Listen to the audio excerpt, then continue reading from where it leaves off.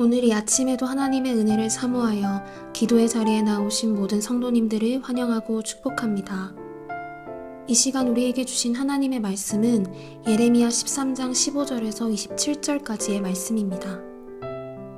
너희는 들을지어다 귀를 기울일지어다 교만하지 말지어다 여호와께서 말씀하셨음이라. 그가 어둠을 일으키시기 전 너희 발이 어두운 산에 거치기 전 너희 바라는 빛이 사망의 그늘로 변하여 침침한 어둠이 되게 하시기 전에 너희 하나님 여호와께 영광을 돌리라. 너희가 이를 듣지 아니하면 나의 심령이 너희 교만으로 말미암아 은밀한 곳에서 울 것이며 여호와의 양떼가 사로잡힘으로 말미암아 눈물을 흘려 통곡하리라. 너는 왕과 왕후에게 전하기를 스스로 낮추어 앉으라. 관 곧 영광의 면류관이 내려졌다 하라. 네겝의 서금들이 봉쇄되어 열자가 없고 유다가 다 잡혀가되 온전히 잡혀가도다. 너는 눈을 들어 북방에서 오는 자들을 보라. 내게 맡겼던 양떼, 내 아름다운 양떼는 어디 있느냐. 너희 친구 삼았던 자를 그가 내 위에 우두머리로 세우실 때에 내가 무슨 말을 하겠느냐. 내가 고통에 사로잡힘이 산고를 겪는 여인 같지 않겠느냐. 내가 마음으로 이르기를 어찌하여 이런 일이 내게 닥쳤는고 하겠으나 내 죄악이 크므로 내 치마가 들리고 내 발 뒤꿈치가 상함이니라. 구스인이 그의 피부를 표범이 그의 반점을 변하게 할 수 있느냐 할 수 있을진데 악에 익숙한 너희도 선을 행할 수 있으리라. 그러므로 내가 그들을 사막 바람에 불려가는 건불같이 흩으리로다. 여호와의 말씀이니라. 이는 내 몫이요 내가 헤아려 정하여 내게 준 분깃이니 내가 나를 잊어버리고 거짓을 신뢰하는 까닭이라. 그러므로 내가 내 치마를 내 얼굴에까지 들춰서 내 수치를 드러내리라. 내가 너의 간음과 사악한 소리와 들의 작은 산 위에서 내가 행한 음란과 음행과 가증한 것을 보았노라. 화 있을진저 예루살렘이여 내가 얼마나 오랜 후에야 정결하게 되겠느냐 하시니라. 아멘. 우리는 어제의 말씀을 통해 하나님의 말씀을 멸시하며 무익한 바벨론을 의지하고 다른 신에게 귀를 기울이는 이스라엘 백성들의 교만을 지적함을 알 수 있었습니다.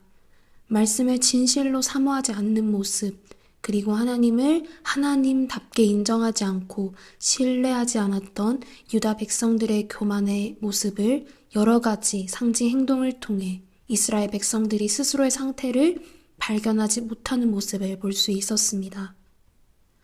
오늘의 말씀은 첫 시작이 바로 명령형으로 시작됩니다.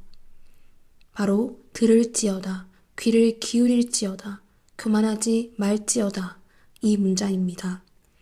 이 문장의 원문을 보면 모두 명령형으로 표현하고 있는데 그러면 이렇게 표현되어지겠지요.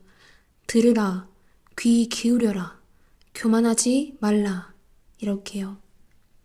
듣지 않는 이스라엘의 모습이 교만과 연결되어서 결국 교만하지 말라라는 명령과 들으라는 것은 같은 표현이라 할 수 있습니다.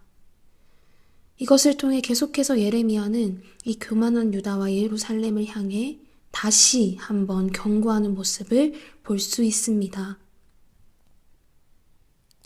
18절 이하의 말씀에서는 이스라엘이 왕권이 무너질 뿐만 아니라 수많은 사람들이 포로로 끌려가고 또한 그들의 동맹국이었던 대제국은 적국으로 변해서 이스라엘을 침공할 것을 선포하고 있습니다.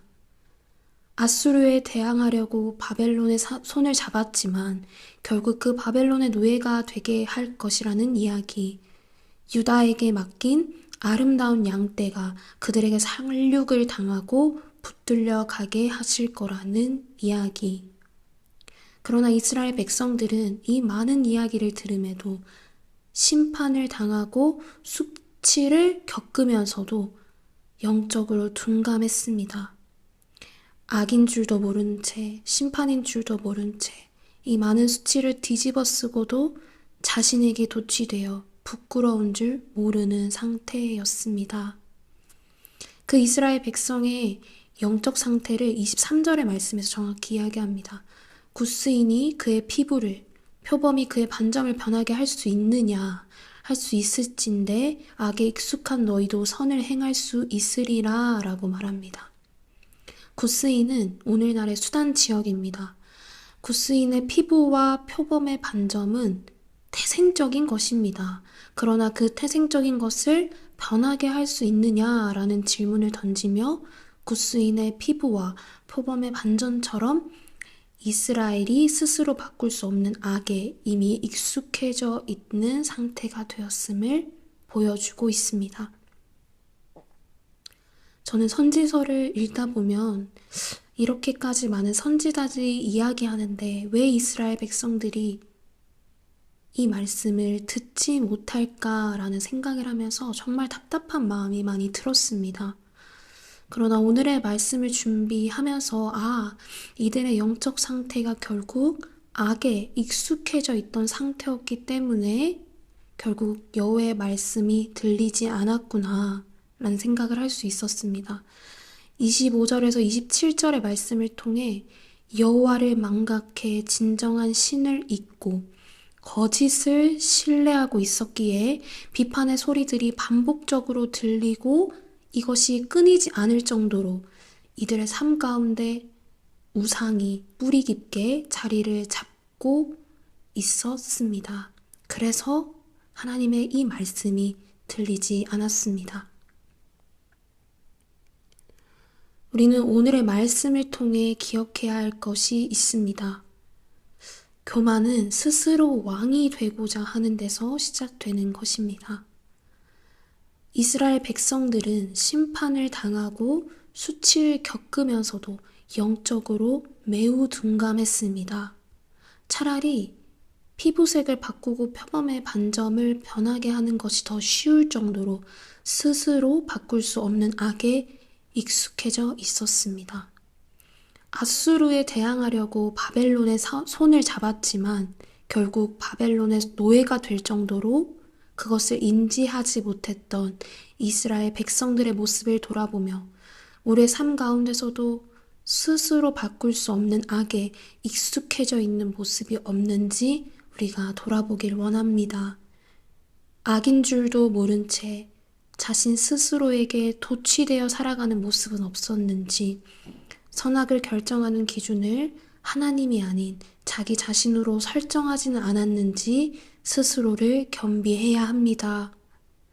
그 겸비함은 결국 우리가 하나님의 진리의 말씀으로 무장되어 있을 때 또 발견할 수 있습니다.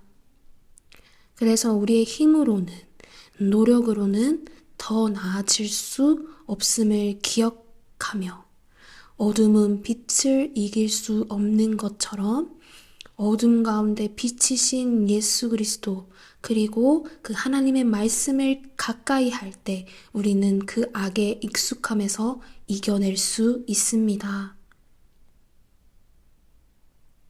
마지막으로 우리는 하나님이 보내신 눈물의 선지자인 예레미야를 주목합니다. 우상의 영광, 바벨론의 영광, 그리고 성전 건물의 영광에 취해 있던 이스라엘 백성들을 바라보며 그저 이것을 선포할 수밖에 없었던 예레미야 선지자. 이들이 회개할지도 안 할지도 모르지만 돌아올 것이라는 확신도 없지만 그럼에도 예레미야는 계속해서 이 말씀을 전할 수밖에 없었습니다. 17절의 말씀, 은밀한 곳에서 울 것이며 여호와의 양떼가 사로잡힘으로 말미암아 눈물을 흘려 통곡하리라. 이 말씀은 포로로 끌려가는 이스라엘의 고통과 자기 백성이 당하는 고통에 대한 하나님의 마음을 대변하고 있음을 알 수 있습니다. 이처럼 하나님은 우리의 마음을 다시 돌아보길 원하고 계십니다. 악에 취한 모습에서 돌아서서 다시금 들으라, 귀 기울여라, 교만하지 말라. 이 말씀에 순종하며 나아갈 수 있는 우리 성도님들 되시기를 축복합니다. 당장의 변화는 쉽지 않겠지만 하나하나 우리가 말씀 가운데 겸비하며 우리의 우상들을 고백할 때 신실하신 하나님은 여전히 우리를 위해 싸우고 계심을 기억하기를 소망합니다. 말씀을 기억하며 함께 기도합니다.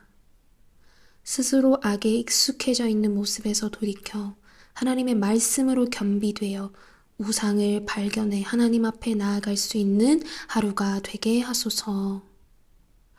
어둠 가운데 빛이신 예수 그리스도만이 나의 왕임을 고백하는 하루가 되게 하소서. 아멘. 마지막으로 우리 개인의 기도 제목을 놓고 우리의 가정과 자녀들, 사귐의 교회를 위해, 우리 민족과 열방을 위해, 자연재해와 절망으로 아파하는 절망의 땅에 위로와 회복이 있기를 한마음과 한뜻으로 함께 기도하시겠습니다.